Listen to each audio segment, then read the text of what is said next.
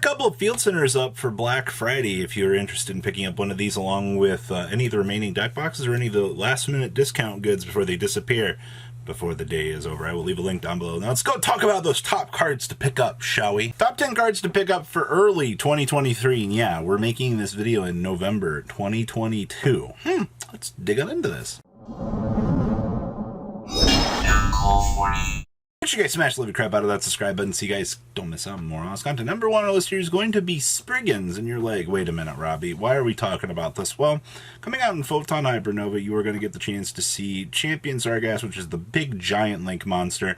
And they're going to get a soul charge that is basically going to give them the chance to kind of repopulate a field. Now, most of the deck isn't going to cost you any real money. I think looking at the core, I think it was $10 tops. And budget players do love the chance to get in on some of these early stages and pick up these particular cards early. That's one of the reasons why I wanted to mention this, is because, you know, between most of the deck being relatively cheap, there's not a lot of crazy things that you really need to deal with here in terms of the high-end department, besides, you know, extra deck stuff. But now that Axis Code Talker came through and pushed through with the reprint, there's not a lot that you really need to worry about there, at least now that things have gotten much cheaper. So that's a big win in my personal opinion. So I would definitely give some consideration to this.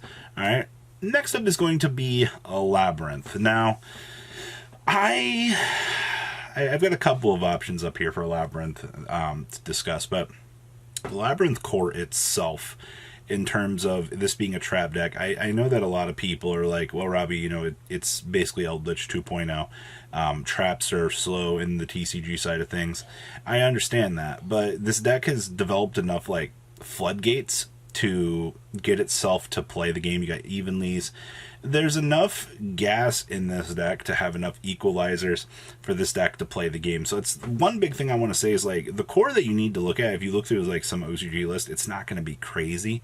It's like Silver Labyrinth, a couple of the Labyrinth trap cards, and then some copy of the Green Maids if you want to play 2 to 3 of them in one field spell. You know what? You can even bling out your field spell for like the $30 it's going to cost you. So one big thing there with that is just the overall cost of Labyrinth. Next up is going to be your compulsory evacuation devices. Now, I actually separated two things here from the Labyrinth list, Compulsed being one of those.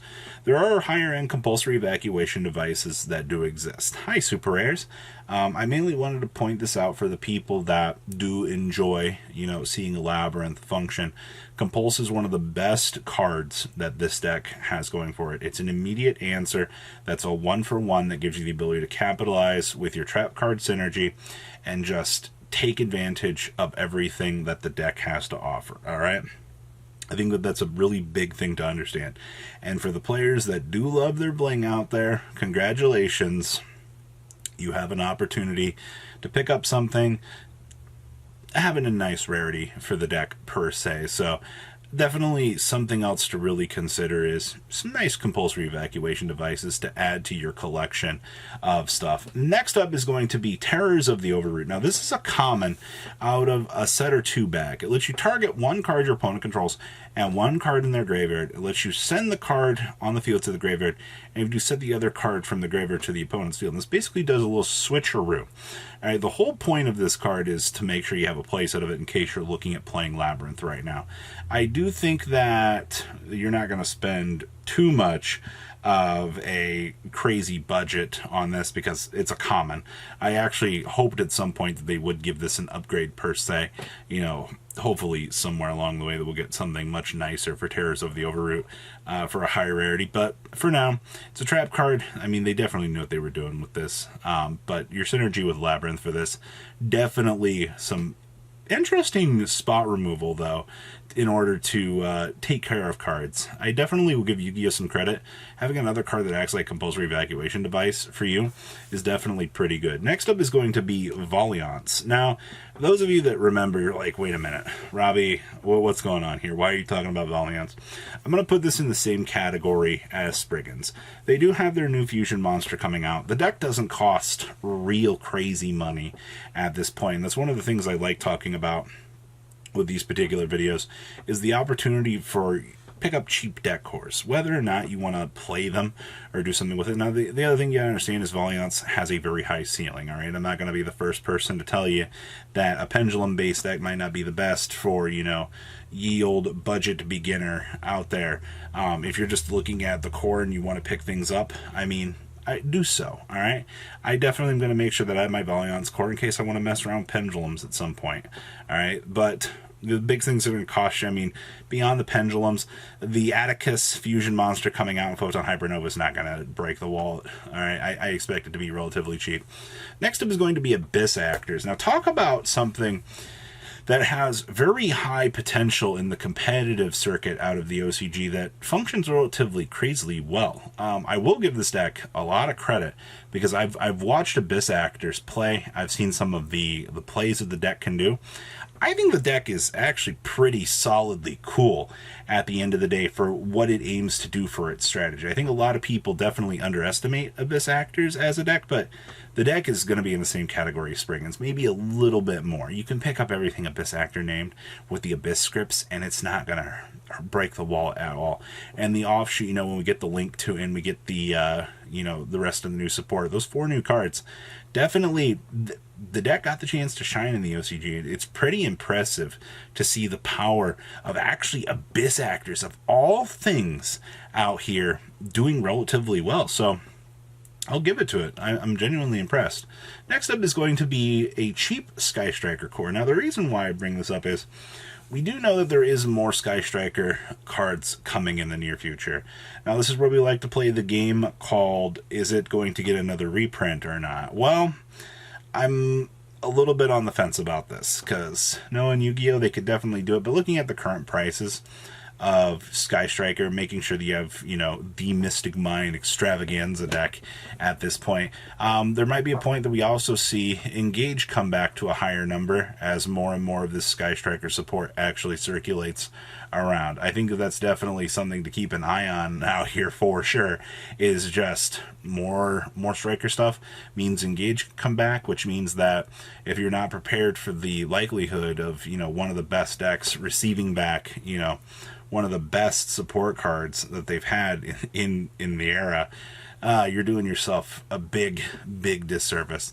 Next up is going to be Kashtira, Shangri-La, or however you want to pronounce, their names, or however you want to go about recognizing them. But this is going to be next to Tier, probably the best deck in the early half of 2023. A deck that has the ability to blank zones. You have Fenrir's, you have Unicorns, you have Shangri-La's, you have Births right now, cards that you're going to play in that strategy that you have access to very, very early on here. And I do think that that's definitely something that you want to keep an eye on at this stage, is the availability of these cards. This is not going to be something for the budget player of heart. No. These cards are ridiculously expensive right now because, well, one of them ends up being a metagame staple in a lot of decks. Who would have guessed something that's attacked, or when it attacks, that can banish spot removal card face down? Who would have guessed that discount, Bankertops 2.0 wouldn't be busted? I never would have guessed. Thanks, Konami. Next up is going to be Ultimate Rare Ghost Reaper and Winter Cherries. Now, Ghost Reapers continue to get cheaper as time goes on for the ultis, and I just want to give this a generic shout out here as tier format continues to rage on here, getting rid of your opponent's Kitgalos, whether or not you're playing this in the mirror match, you're playing this as a chance to kind of detour play against, tier. Well, the big thing here is the opportunity to do it in Bling is available. The innate prints aren't exactly the greatest from what I've seen, but it is what it is at the end of the day. So actually any copies of Ghost Reaper I'd definitely keep an eye on, just to make sure I had a playset of them. How long this card... I think maybe going forward into Shangri-La format, you'll probably keep an eye on Ghost Reaper 2, because, hitting a Shangri-La or something else that your opponent relies on for their strategy actually is pretty good at the end of the day. So more things to really consider there overall. And then last but not least is Book of Eclipse again. Now, the OCG is continuing on with the trend of this card. I've seen so many side decks that play the Book of Eclipse because you need an out to the Shangri-La board. You need the ability to book a moon their field and capitalize on moving the monsters face down so that this deck can actually, any deck can play the game, all right? Getting locked out of zones without Mystic Mine is not a fun experience for anybody. I perfectly understand that. So, Book of Eclipse is still going to be on the list of things that you're going to want to have. I think this card's going to stay around for a little while on this list. So, what do you think about these 10 particular cards to keep an eye on? Please leave a comment down below, tell me what you guys think, and I will see your beautiful faces back here later today, guys. Peace out. Patrons, thank you.